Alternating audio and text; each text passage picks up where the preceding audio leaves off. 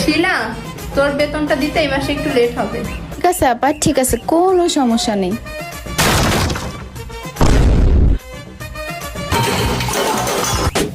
শিলা,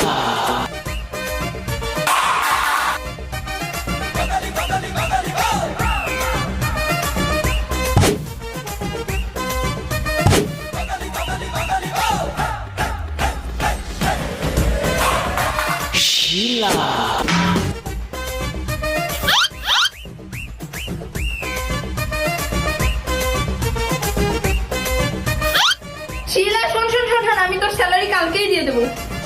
শিলা